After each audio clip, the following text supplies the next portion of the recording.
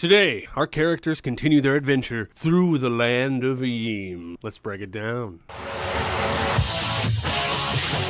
Well, hi, hello, everybody. My name is Turk. Welcome back to the Grouch Couch. Around here, we do all different kinds of solo RPG things, but that's right. Today is episode 2 of Land of Eem, following Fizz and Ziggy on their adventure to find the schematics for the wonderful artifact. It's been a cool story so far, and on some reflection on the last episode, I realized kind of just how much fun I was having and how easy it's been to solo this thing, and especially compared to other solo campaigns I've done in the previous, so I'm really kind of enjoying myself. That being said, I almost didn't make this episode this week because I am going through some medical things currently, but I didn't want to miss an upload. And I know I'm crazy for that, but I still wanted to play and I still wanted to get an episode up. If you want to know more about the medical stuff that I'm going through, I will talk about it more, I promise, in the update video at the end of the month, for sure. But that being said, today's video will be a little bit more low energy and maybe a little bit shorter, but I still wanted to get in and I still wanted to play a little bit today, for sure.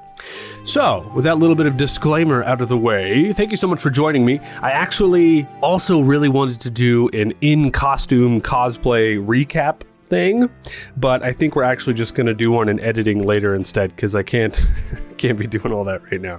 But just know there was plans for it. Maybe next time. Now, before we do run us a recap, of course, I do want to, of course, give a big shout out to our friends at Land of Eem, because they're killing it. They're awesome. They made this awesome game, right? If you want to get more Land of Eem things, there will be links down in the description to Drive-Thru-RPG where you can get it for yourself. Using them links will help support the show. I also do want to shout out Exalted Funeral for sending me over Land of Eem. Those lads are just awesome, and I really just want to say thank you so much. They're doing cool stuff right now, and you know, it's just cool to be a part of this community, so thank you so much. Also, of course, we must shout out our channel members and Ko-Fi supporters. You guys, thank you so much for supporting the show. I really do appreciate it. Because of you, we get to remain authentic right here on the channel and keep doing things and having fun and other kinds of shenanigans. Some of this stuff wouldn't happen without your support, so thank you so much for supporting the show. I really do appreciate it. I did actually take, this is in my backpack, so it's a little bit bent up. It's been a long week, but I did actually take your guys' name suggestions and I put them onto a little roll chart here. Some of you guys suggested like 10. I just took the first 3 that you suggested.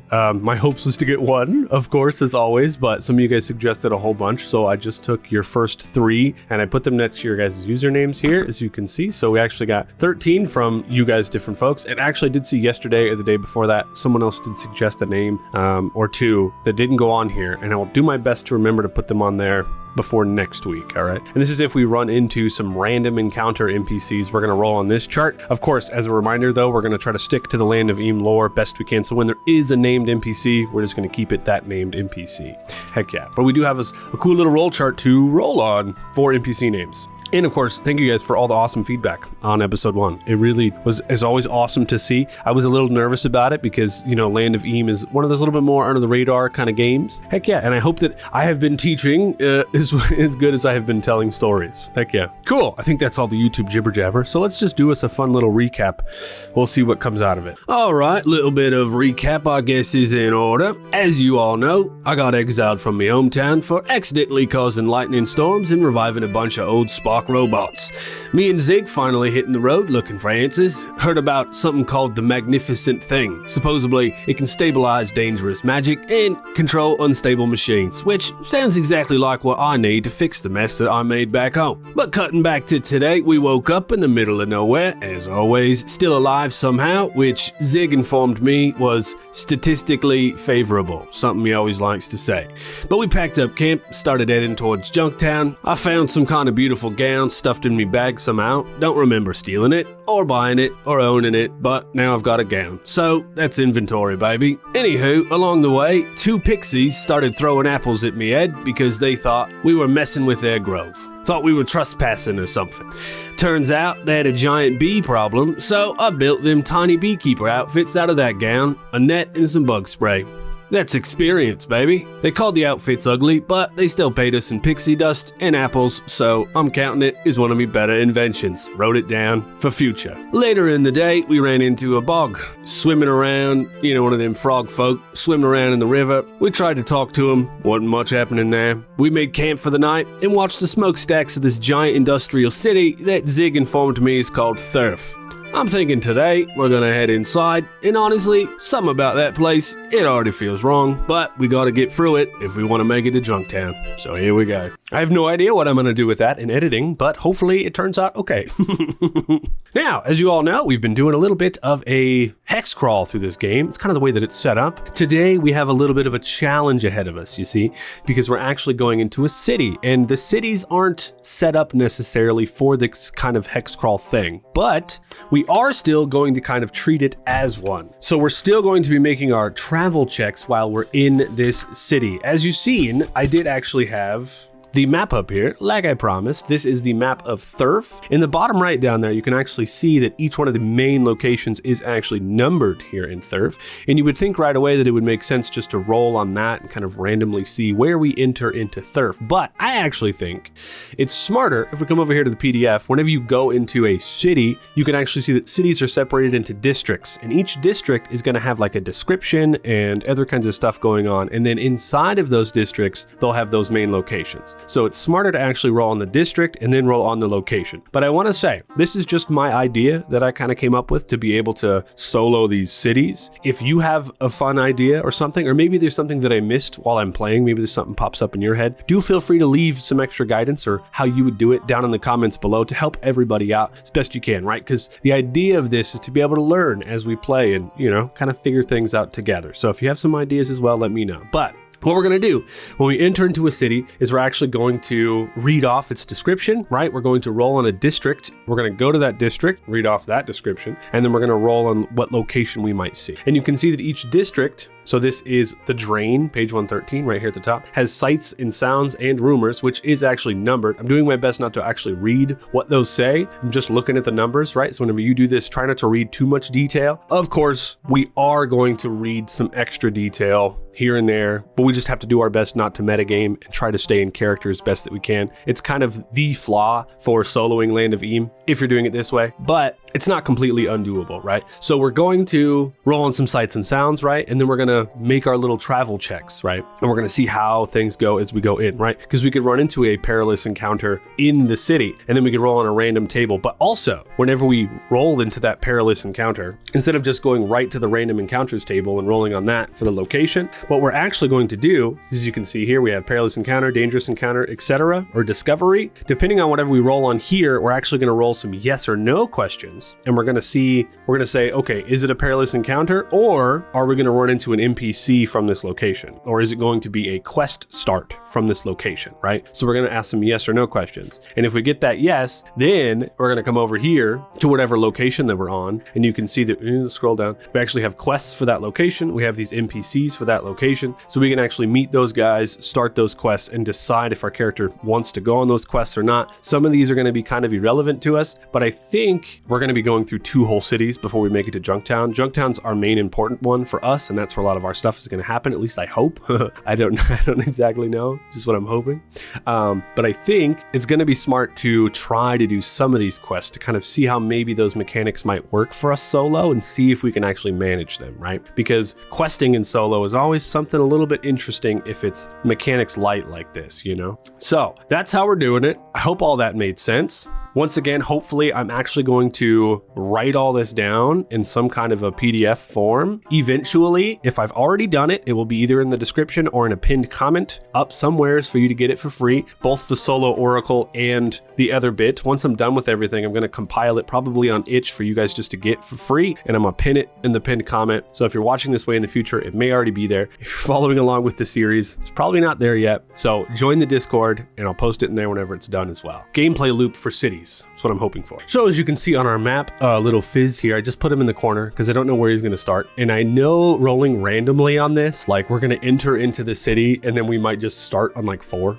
And technically we're coming into the city, so that really doesn't make sense. But the way that I'm going to think about it narratively, and I encourage you to do this as well if you run into any cities, is that's where the first interesting or important thing happens to your character, right? Like maybe they've already been wandering through the city a little bit. This is just where the first thing that's relevant to actual gameplay gameplay happens.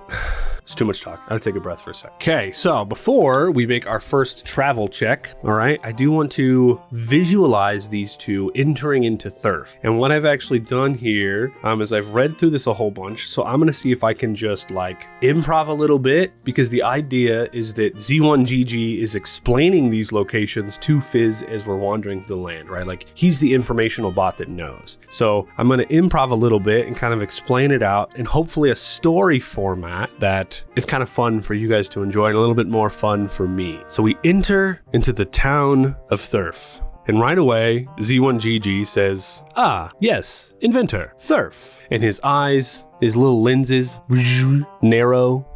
And he says, "One of the finest examples of what happens when poor ambition, planning, and industrial negligence are mixed together in a large metal pot." And I think we can see those black smoke billows just endlessly towering from all these factory stacks. And obviously there's like a bunch of like metal clanging and strange whistles somewhere deep in the city, right? And our feet are walking on cobblestone now instead of grass. And he says, "Population density, deeply concerning. Thousands migrate here seeking employment opportunities. Most leave with they leave with respiratory complications or significantly fewer fingers. Primary industries include trap manufacturing, smog production, suspicious chemical disposal, and noodle preparation." And as we walk through these crowded streets together, there are workers coated head to toe in soot that, run between the factories, and there are beggars huddling in gutters between barrels. And then it does actually explain Nork's Noodle Nook. So Ziggy says, "Ah yes, Nork's Noodle Nook. Statistically improbable that a city contains this many noodle establishments. Early theories suggest the noodles may actually be manufactured in the same facilities as rope and insulation." And then we have Custom Ernie's Trap Factory right here. He's like, Crazy Ernie's Trap Factory. He's like, "Crazy Ernie's facilities offer the highest wages in Thurf. This is largely because employees are compensated for hazard exposure, spontaneous combustion incidents, and what the locals refer to as trap-related learning experiences." And I think like there has to be like, as they're walking through the city at that moment, some kind of like explosion and then like maybe out of the trap building and like a helmet rolls out on the cobblestone and like stops right in front of them. And Ziggy looks up at Fizz and he's like, "My recommendation, sir, is to acquire soap immediately and avoid touching anything that is, well, ticking." And he's like, "All right, well done. That sounds quite like what I've heard of this place. Pretty close anyway. I mean, you may have exaggerated some bits in your statement there, but most of it true." That's just fun for me. So like when you guys are playing through this, you could absolutely just kind of read this description. I just thought it would be fun to kind of do it in that little bit of dialogue. If that's something that you enjoy, if you would rather me straight read the descriptions, let me know in comments. If you enjoy the Zig dialogue, also let me know. Yeah, so we have what's going on over here, but we're kind of just gonna ignore this a little bit, right? Because this is kind of like fourth wall-y kind of stuff that I don't feel like we should know a lot about. What we could do though, because we have Ziggy, is we could actually roll a check with him to see if he knows any of these what's going on things, right? Should we do that? Yes, let's go on ahead and do that. Let's make our first check today because it looks like there's 5 of these here, so we can actually roll a d6 to see maybe which one he knows. And instead of making a skill check, we can roll on the yes or no oracle that we actually have here. So we can roll and we can say, does he know about any of this? And since he is this robot, we're gonna give him a +1 to see if he knows about any of these. And we're gonna, once again, roll in our Land of Eam box instead of our table box, just because it's fun. So we're gonna roll our d12, +1, that is a 10, very cool. 10 + 1 is 11, which is yes, which means he does know one of them. So now we're gonna roll a d6 to see which one. And if we get a 6, we'll re-roll it. Nope, that's 1, 2, 3. So he says, additionally, sir, the filthy town reeks of greasy industrial waste. Most folks wear clothespins on their noses.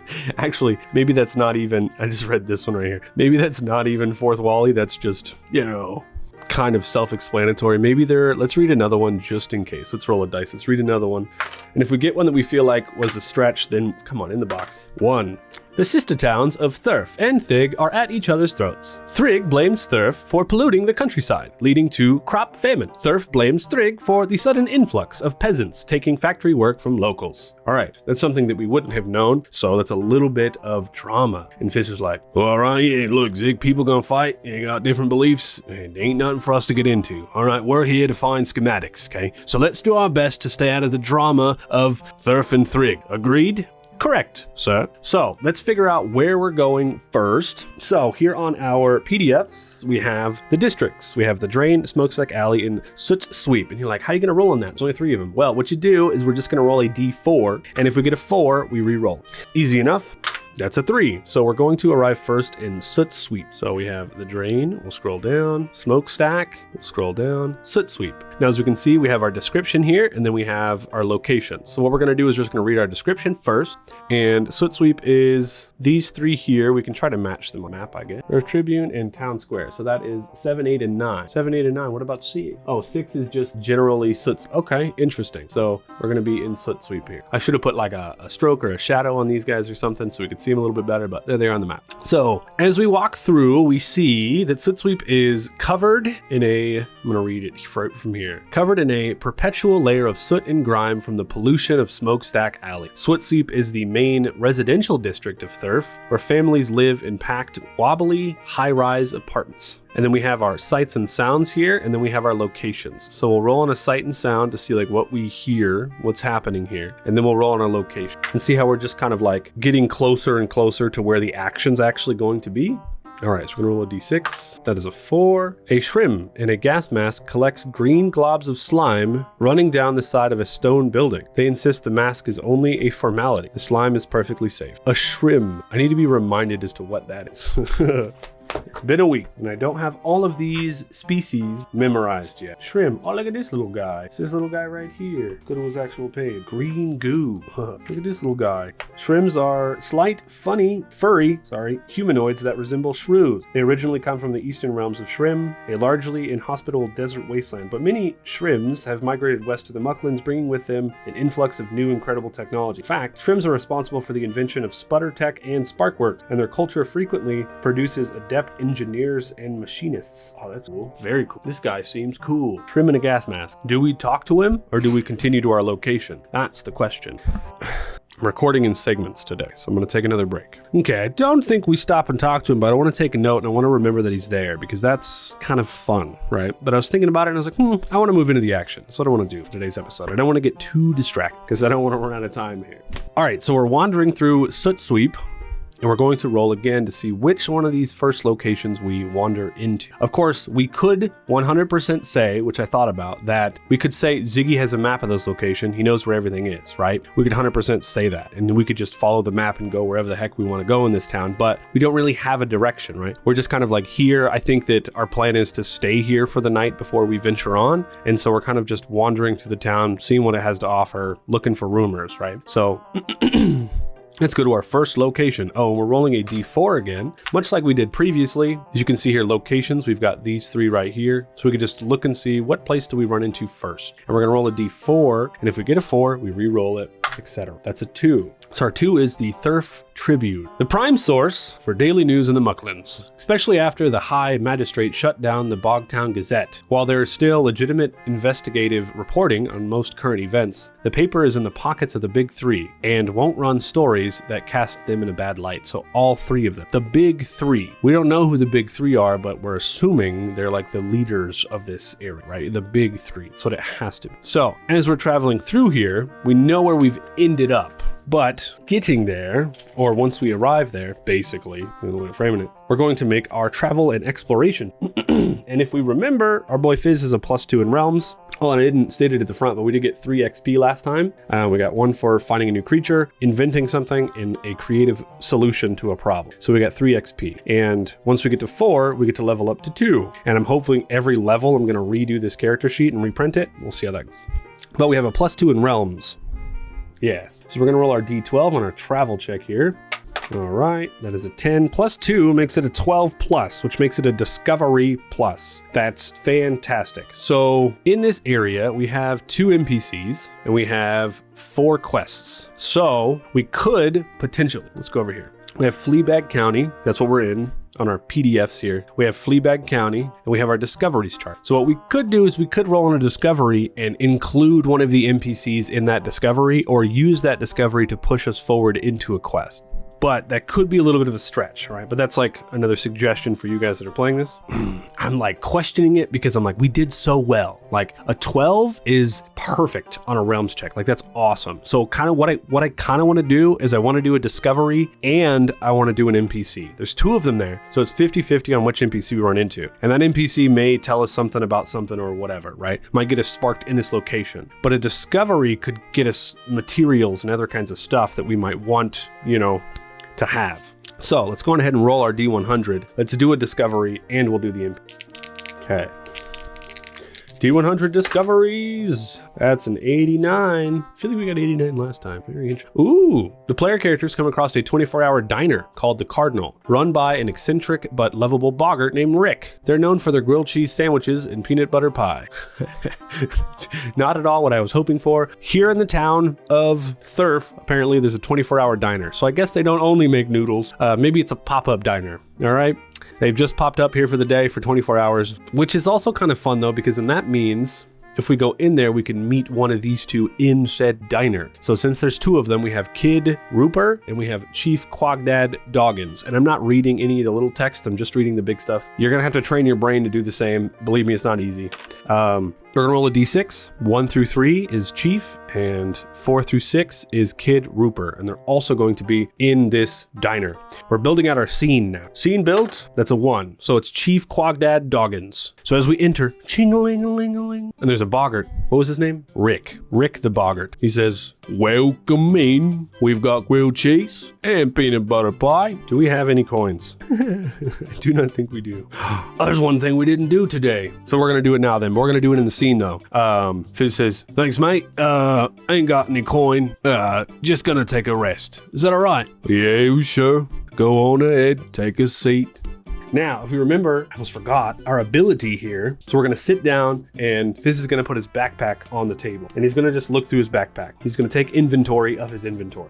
And if we remember, once per day, we can roll a D12, and if we get a 6+, we pull out a random mundane item. So we're gonna roll our D12 and see if we can get another mundane item today. Something that we had that we forgot about. No whammies, that's a 10. Sick. This is really fun. This is way different than like from when I usually play, you know? Usually like there's constantly danger and goals and stuff, but this really is just kind of, we're just going through this world that the creators have made and just kind of interacting with it, and I think it's a lot of fun. All right, we need mundane items now, which I thought I bookmarked. Okay, mundane item. D100. This is important for us to do every day as an inventor. We need this stuff.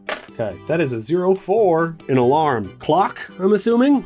Some kind of an alarm. Fair enough. Add it to the inventory. Oh, we still have apples. Yeah, we don't need grilled cheese. We're doing just fine. We also have 2 materials. Oh yeah, because Ziggy found those. Very good. I'm sure we can use that alarm for something. I mean, explosive, time bomb, you know? There's so much you can do with a clock. So that's actually kind of sick. My mind's already like, ooh, we could build things with an alarm. Yes, we can. Okay, sitting across from us in this diner, after we put all of our stuff away, is Chief Quagdad Doggins. He was once a serious journalist, who maybe does Ziggy know this? He just sees him and he goes, "Sir, sitting over there, my memory tells me, is Chief Quagdad Doggins. He, sir, was once a serious journalist who broke the biggest news in Fleabag County. But years of bribes and cover-ups have dulled the editor-in-chief's sense of truth and justice. Now, all Quagdad Doggins wants to do is keep the ad revenue flowing long enough to retire, which means not ruffling any feathers. He is cautious, irritated, obsequious with big wigs, and he has a motivation to retire via a lofty beach villa." Okay. What I want to do is I actually want to see if any of these quests have his name pop up in them. So I'm going to copy his name here. We're going to use Control F and we're going to put his name in Control F to see if there's any other. There's not. Okay. Oh, okay. It searched all the documents that were open. Thank you. What about Kid Roper? So I want to see if this will actually work. Oh yeah, see, it's in the rumors. We have Kid Roper in the rumors, the name there, and in a quest a couple times. So we got the wrong NPC apparently. Oh, goodness. So you see how I did that? That's kind of fun. You could actually just search for his name. So this guy is completely useless to us. Ay, ay, ay. So I'm deciding on where I want to go now, or if that just ends our first section of the day. I mean, we're at a dead stop here with this chief guy. We could try to talk to him, but he isn't connected to any quests, so I'd have to kind of like improv and just come up with stuff on my own, which I guess is totally fine. But I don't even know if this guy wants to talk to us at all. I guess we could ask some yes or no questions. Why not? Just to finish out this scene a little bit.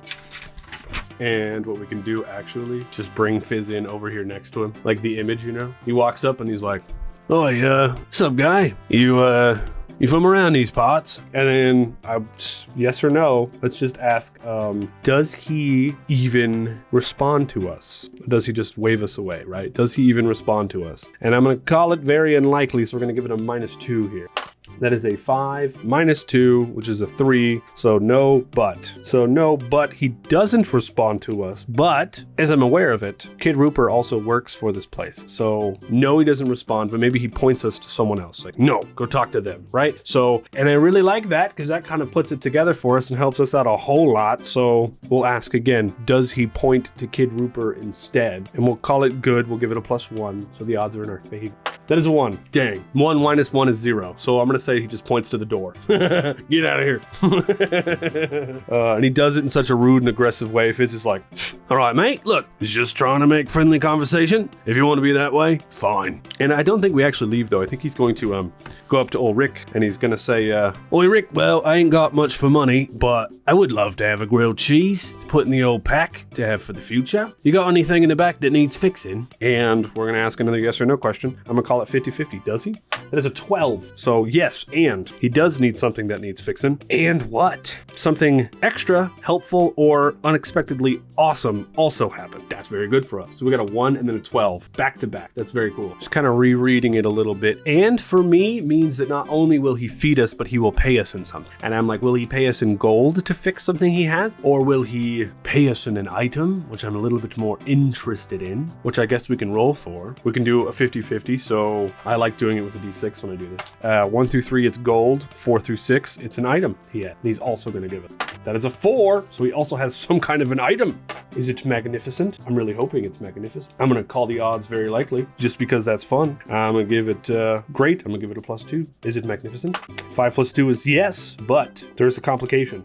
Oh, so we'll figure out what the complication is when we figure out what the item is, but it is a magnificent item.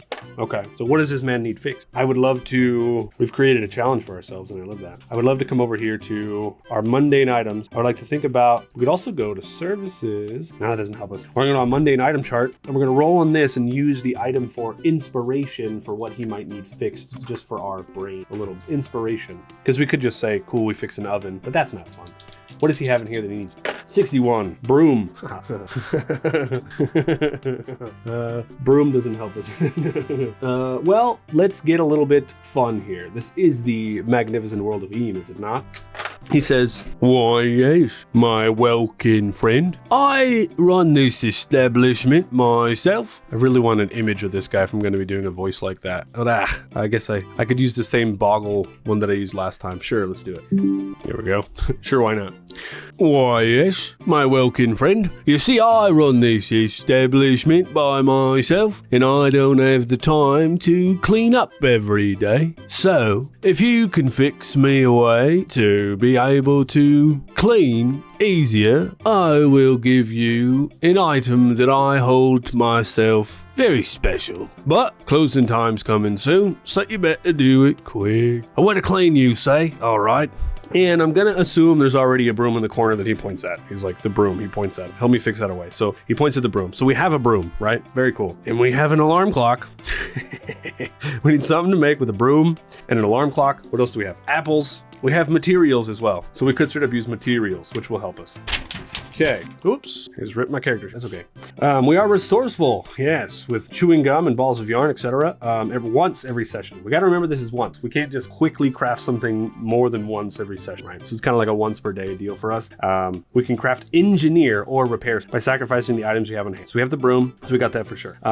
We at least need 2 items and we get +1 1 to every check over 2. Additionally, when we do a makeshift, it only takes 20 minutes and it lasts for the whole session and it gets superb. Right. But we are versed in the science of sputter and spark. Once every session, we can craft an item with up to 2 mechanical and or electrical functions. Think steampunk technology. But each function costs 5 material. It can be added to both mundane and magnificent recipe. We only have 2 material. Sad. I want to send Ziggy out. He'll make a search check. If he can search, we can make a sputter and spark thing. If not, we can just make a jury rig thing. That's what we're going to do.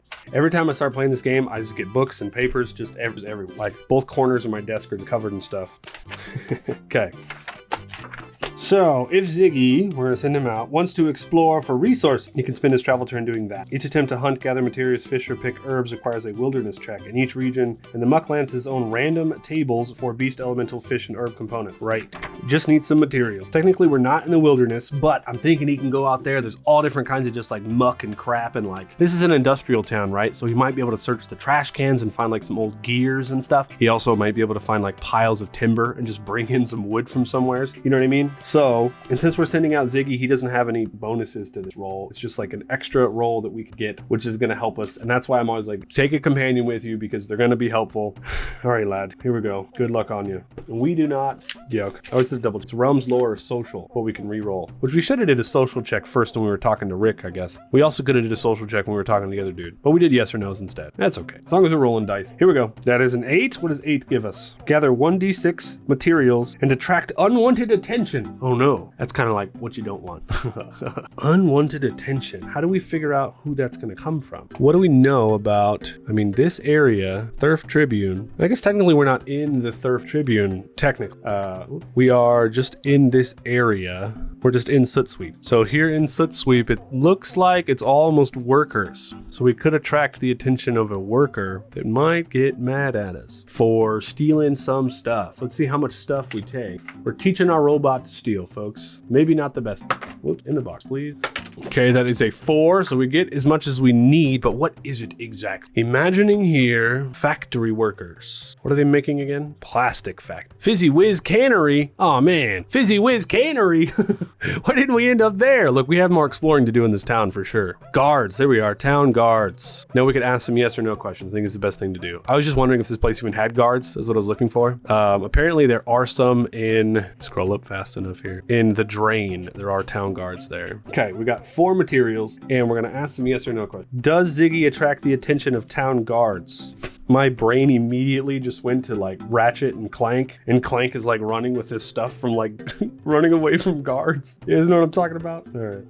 Is it town guards? That is a 1, so no, it's not town guard. And well, we were actually asking in an inverse question, so it's not town guards, and it's weird, we asked the question backwards, so no is actually good for us, which means the and is actually good for us, not bad. So no and is an extreme helpful thing, not an extreme dangerous thing. So instead of it being town guards, it has to be something else happening here. Maybe, let's go back to Soot Sweep here. What are our rumors here in Turf Tribune? Or I get Soot Sweep, I guess. A troll standing in the street hands a borrowed book to a friend on the 2nd floor of a building, but it's unwanted attention. So maybe he thinks it's unwanted attention because maybe the troll scares Ziggy and Ziggy runs away. But then maybe the troll follows behind and the troll carries more stuff. Does the troll try and help Ziggy? Because it sounds like the troll was being helpful to someone already, but Ziggy's like, no, did not mean to alarm you, and like hustles away. But then the troll is helpful some reason. Does the troll follow behind him and carry more stuff?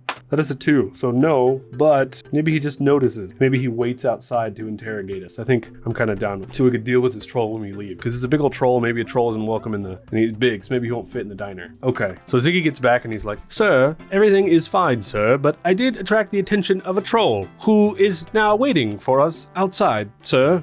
And Ziggy's like, oh, great, right, well, we'll deal with that in a sec. First, we've got some things to do. Now we have a broom, we have our alarm clock, and craft an item with up to 2 mechanical and electrical functions. So I'm assuming that we still need at least 1 item plus the 5 materials. That's what I'm assuming. I don't know the truth because it doesn't say we actually need any items. It just says craft an item with 2 mechanical or electrical functions. Each function costs 5 materials. Follow the craft, okay.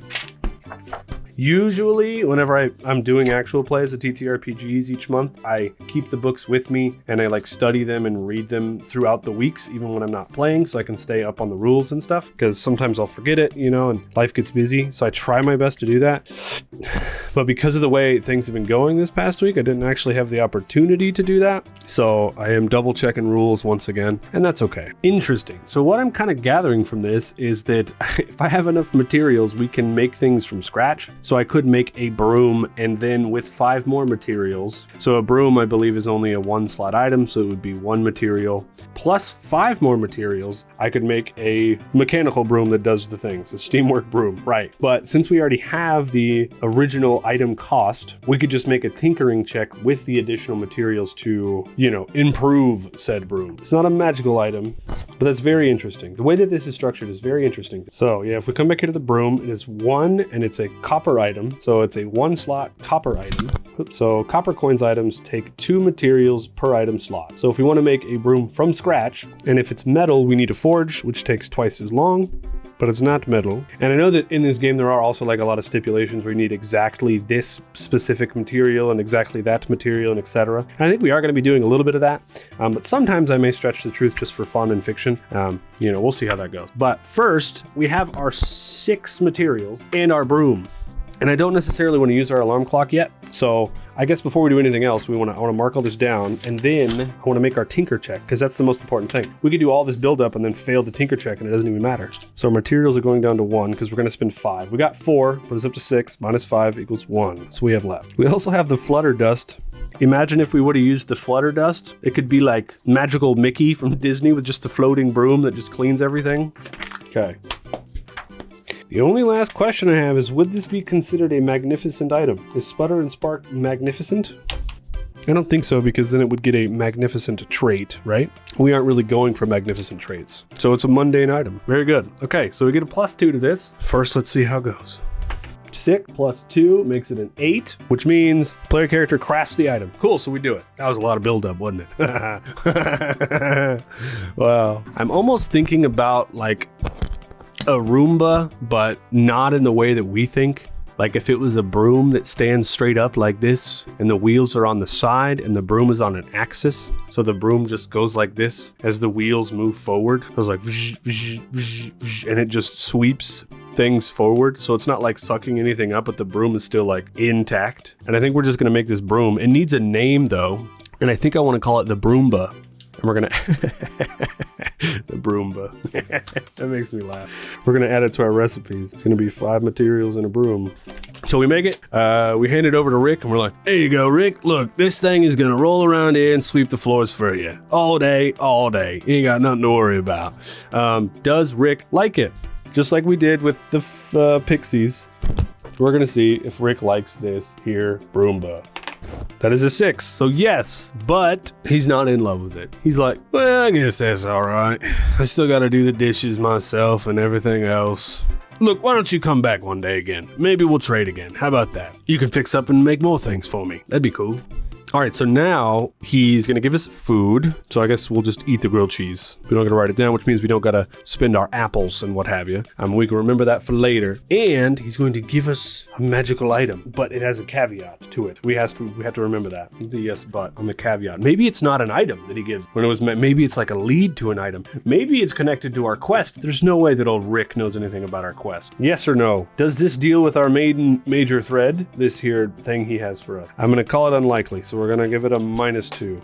That's a 9. -2 makes it a 7. So yes, but it does deal with our main quest. Oh, so that makes sense then. It's not an item. Maybe it's a lead. Maybe it's a scroll. Maybe it's something he knows. If he's a pop-up diner dude, this guy Rick, we just made friends with him. He'd just be popping up his diner wherever. So that makes sense to me. So it's not like a magical item because you do get that yes, but, right? But it's something that deals with the magical item. And then we got that yes on it dealing with our main quest. So I'm assuming, I think that Rick, it's not a scroll either. I think it has to be some kind of a symbol, right? A symbol that he was given in exchange for food, obviously. He's like a pop-up diner all over the place. Okay, here's what I'm thinking. He looks at Fizz and he's like, well, look, little guy, you one of them inventor types, right? Making crap all the time? That's pretty sick on you. I gotta tell you, I've been around the block. I open up me shop anywhere I go, and I've been given some stuff. And I think he goes into like this big old chest full of crap and just like throwing stuff out, like rubber ducky.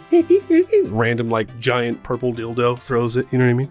And then he pulls out this ring on a chain, and he's like, I was given this one time from them group of them, whatever them called, Shrim. I don't know what them called, them inventor typey guys that make all that stuff. Basically, this ring on this chain here will grant you access into their little private clubs, or get you like, access to information. It basically shows that you're cool or whatever. So you could have this. I'm not going to use it. And he gives him the ring, and I think he grabs it, and it's like this ring on this chain. Maybe it's got like a big red ruby in the center of it or something. And it's like a gear, and the center is like a ruby. And Fizz is like, holy shit. You have no idea what you just did for me, Rick. Me and you, we're gonna be pals for a long fucking time, dude. Thank you. Thank you. Thank you. Then he shakes his hand, and then I think that ends that. That's really good for us. It really moves our story forward. It's very cool. I didn't think anything was gonna happen out of this little diner incident here, but enough yes or no questions go the right way, and we're kind of set. I thought we were just gonna learn something about the newspaper, you know what I mean? Turns out didn't do that at all. Okay. Very interesting. Okay, now we're gonna deal with this troll. And here's what our troll looks like. There we go. And I already kind of had an idea for this. I think the troll is like, halt, you. And Fizz is like, hey, what's up there, fucker? Oh, now, why with the bad language, little bird? I must tell you, I seen your robot friend committing crimes, stealing gears from whom they don't belong. Yeah? Well, we used it to help someone, so what of it? And I want to make some social checks here. He's like, I am a good troll. I help people. How is it you know you didn't steal from someone who really needed those gears? And Fizz is like, look, we don't, but we did help someone. So we did. We helped Rick. You can go ask Rick. He's a good guy. And we're gonna make a charm check. Yes, here we go. We have +1 to charm. And we could actually use our robot companion ability to re-roll this charm check one time. Good thing too, because that's only a 6. Hold on. On a 6, we get a success with a twist. Okay. So he's like, fine, I won't snitch on you, but you've got to do me a favor to help make up for your misdoings. And I would love if his favor could line up with some kind of quest happening here in this town. So what do we think this troll might want us to do? We're already in Thurf Tribune, so we could do Rupert Scoops polluting Thrigg. We could just roll us a dice to see. I want to read the first sentence of these to see if they make any sense, but I don't want to read any further than that, because if I read further, we might get spoilers. And that's my suggestion to you guys as well. Oh my god, the real Fizzy Wizard literally sounds like my wizard character, and that's absolutely insane. That's insane. Maybe we'll do that on a different day. Okay, this one's kind of fun. Sweeper Sweepstakes is actually kind of fun. I think that maybe the troll, whom is a random NPC, which we can name, by the way, actually might tell us to make up for our good deeds by sweeping some chimneys. And as we can see here, he's going to tell us, after several unfortunate hires that led to mortal injury, Jiminy is holding tryouts for new chimney sweep recruits. Do you have what it takes? Go and get through the flue maze at a factory called Industrial Forge Rolling Mill. It would earn you a position at Jiminy's side, and you could sweep some chimneys in the process. I think that that's fun. And Fizz is like, fine. We can sweep some chimneys. Totally fine. I don't mind. And we could absolutely roleplay through this whole thing. I think we could actually roleplay through this quest, but I think it's going to take place the next day. That's what we're going to do. So here in the town, I'm wondering if we could just make camp here in the town, or if we should try to find somewhere to stay. Again, we don't have any money. And so also doing the sweeper sweepstakes might help us get money for cheap sweeping chimneys. You know what I mean? So we have to do 5 chances to accrue 3 successes. Man, that broom would have been pretty sweet sweet. The Broomba, if we can get some materials, we can make another Broomba, which could give us, we could actually give it a superb trait to give us advantage on check. And we could use the Broomba to friggin' chimney sweep and make some gold. Oh, that could be fun. But I kind of need to wrap it up here now. Some of these quests, though, are really, really cool. And I'm so tempted to just hang out and surf and do some more quests. But we are going to do at least this one on the next episode. But for now, we need to find a place to sleep. So we're going to agree with the troll, who we're going to name. And the troll is going to be a memorable NPC that we're going to remember, along with Rick, who we met today. We're going to pull out our roll chart here, our 1d20 roll chart, and we're going to use a name from one of your guys' suggestions for the name of this troll. There's a 17, so we're going to roll again. I like the feel of this d20. That is a 9. So Orshi, Jez J, or Kanji. And this is from Martial Arts. I think we're going to go with Orshi. That's Orshee. Orshi the troll, who is a good troll, trying to help the people of Thurf. What a kind lad. And he's mad at us for stealing. So now we got to make up for it by doing some chimney sweeping, and we're actually going to do a little chimney sweep competition is what we're going to do. I just want to scroll through here and see if, okay, so actually, I don't know why I'm looking there. Most places actually have, in our main book here, we actually have our special services and vendors. So rations, food, lodging. So we can get a cheap room for copper. Per night, sleeps up to 4 people. We didn't start with literally any copper, my guy. So I'm wondering if we can go sell some apples, and we'll sell the apples to then get a cheap room to sleep in. And this is all kind of fictional. I could just like say it's still the middle of the day and we can go do all the chimney sweeping stuff or whatever, but I think this is kind of like, it's fun.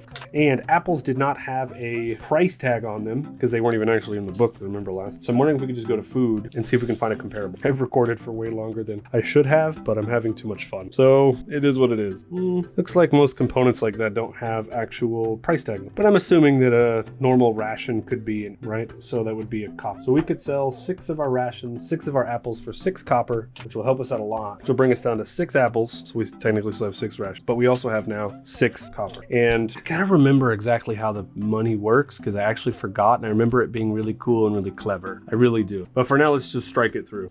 Yes, consumables like coins have usage die, which I love so much. It's such a cool idea. So our apples should just have a usage die of 1d12. Very cool. All right, cool. So we're going to say that we have now a usage die of 1d6 for copper. So we're going to get us a room for the night, which is fine. And I guess there's some other fun things we could do, like searching in the town for stuff, and we could actually talk to the NPCs at the inn and kind of meet them, and we could flesh all that out. But unfortunately today I am out of time. It kind of is what it is today, and I'm sad about it, but that's all right.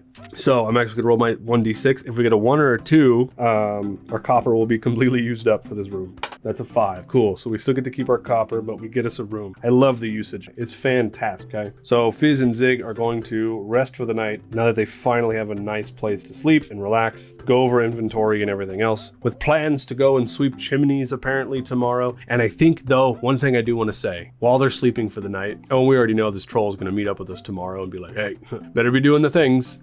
Or she is. He's going to be staring at this ring with the gear on it. It's like a gear with a little ruby in the center of it. It's going to be staring at this ring, just blown away by this thing. He now has some kind of connection to the shrimp. And I would call this a successful episode because we technically moved our main plot thread forward by 1. Heck yeah. All right, you guys. I actually don't know how long this episode's going to be, but thank you so much for joining me today. Of course, we'll be back every Friday-ish with another episode of Land of Eam until we're done with it. So make sure to leave a like if you want to see some more episodes of Eam. Leave all kinds of name suggestions, thread suggestions, and ideas and stuff in the comments below for me to use, because I really appreciate that. If you want the stuff for yourself or want to show the channel some more love, there's links in description. I appreciate you guys so much. Take a seat on the couch and roll initiative, at least until you find yourself creating a Broomba for a frog person yourself. Roll on that, weirdos. Cheers, friends.